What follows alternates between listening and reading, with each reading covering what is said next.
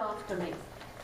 I will tell you that when we met with your kindergarten and first grade group back in August, this little segment that we're gonna talk, kind of a chat and chew here for a minute, was not part of our original plan, because this day is really dedicated to spending time in what we know. And what we know is that the state of Kansas and 46 states right at the current time, it's not completely national, but it's almost national, 46 states have adopted this document. So this is what we know. And so when we designed this day, our intent was to spend the day just unpacking the document and making you guys as familiar with it as possible. But what we realized very quickly was that, as with most things, we had overlooked the fact that one of the biggest focuses that comes out on this "What do we want to know" poster is the assessment piece. And it's uppermost in people's mind. What's that assessment going to look like? So after about 2 times of reading that on posters, we adjusted and we said, okay, we're going to stop right here. We're going to get this little bit that we know about assessment piece taken care of, and then we'll do the rest of the day. So what I'm going to do is I'm going to tell you what we know. And absolutely nothing at this point probably is really set in stone as far as the assessment is concerned. What we know is that the state of Kansas is a governing state for the Smarter Balance Assessment Consortium. And so you will hear SBAC a lot from here on. That is one of the 2 entities that has been charged and given money to create an assessment for Common Core. We are part of SBAC. We are not part of TARC, but you may hear that acronym for the other assessment consortium. Unless you're going to move to another state, you don't need to worry about TARC. But what we know about SBAC is they've been charged with creating an adaptive test. So those of you who are in districts that use NWEA or the MAP test understand what an adaptive test is. Is everybody familiar with that? So it's it's a test where we answer a question. We give a kid a question, they answer it. If they get it right, it gives them the next question. If it doesn't, it adjusts down. So when we have had different forms of the test for different populations in our building, there's not going to be a different test. It will adapt to them. Now, don't ask me how that formula will work to show mastery when it's adapting up and down. I don't know. I'm not that smart of a mathematician to create that formula. So I'm not sure exactly how that will allow people to set cut scores or set mastery levels. But that is, in fact, what they've been charged to do. So we're talking about an adaptive test. We're also talking about a much more open-ended test.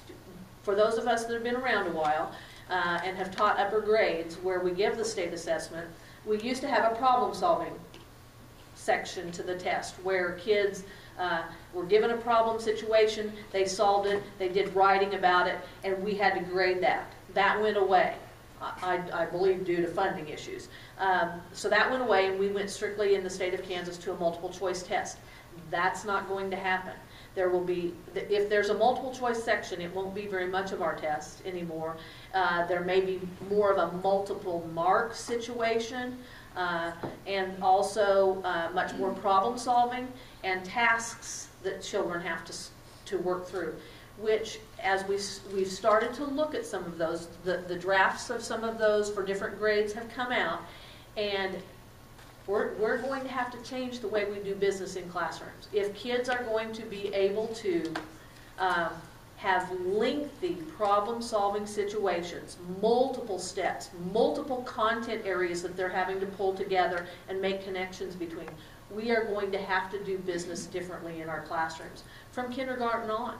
You guys are going to have to be the beginning of that process so that by the time they're in that 3rd, 4th, 5th, and on up, they're able to do all of those things and be critical thinkers. So that is a huge piece of what Amy alluded to already, that the instructional practices, those 8 standards for mathematical practice, are where we are going to have to focus our attention. Some people are already doing many of the things in their classroom that lead to that kind of thinker. But some of us are going to have to learn some new skills. And that's exciting to me because that's what well, we here at ESDAC and many other places around the country have been promoting. I will tell you that, just real quickly, a piece of background knowledge about where the Common Core came from. Well, actually, I'm not going to steal your thunder. That's you in a minute. But those 8 mathematical practices came primarily from 2 sources. They came from NCTM's process standards out of Principles and Standards, which you have a copy of in your notebook, and then another document called Adding It Up, the Standards for Mathematical Proficiency. Those 2 things were blended together to come up with those 8 standards for mathematical practice. And they really are how we should be doing business in our classroom. And we will get into those later in the day as well. So as far as the assessment, what have I left out? As a member of the governing body for the SBAC, the consortium, we have a voice in what that assessment will look like. We have 4 members that are on committees from the state of Kansas. So we are being an influencer of what that assessment's going to look like. Now that doesn't help you guys because the assessment's still going to start at 3rd grade. So this is where we really have to think and be thoughtful about what happens, because that's the situation we're in right now. We don't assess kids formally to report for our state until 3rd grade, which means in many cases, for some kids, they're already 2 or 3 years behind by the time we formally assess. Now, and let me tell you, when the 3rd grade teachers were sitting here, they were a little irate. Well, then why, if we're supposed to be teaching to mastery, aren't we assessing everybody to see that everybody's doing that, so that by the time they get to us, they're not already 2 or 3 years behind? And I'm here to say I would not want to put a 5-year-old in the high-stakes pressure of an assessment. I don't know about anybody else in the country, but I don't think that's right. I don't think it's probably appropriate for 1st or 2nd graders either. At a certain point, we finally have to do it. But I don't think that it's appropriate for your kids. And now here's the big but. But we cannot let them be 3 years behind by the time we assess. So what we are saying, and we are saying it loudly and over, and we have said it to every grade that's been in here. And we've said it to administrators. And Amy is going to continue to plead the case. Amy and Marcy work with administrative teams, and they're going to continue to plead the case. As districts, we have to assess at the end of each grade. More informally, obviously, but we cannot let kids get out of kindergarten without mastery of those skills and send them to 1st grade. Unless we're going to put really early intervention in place for them.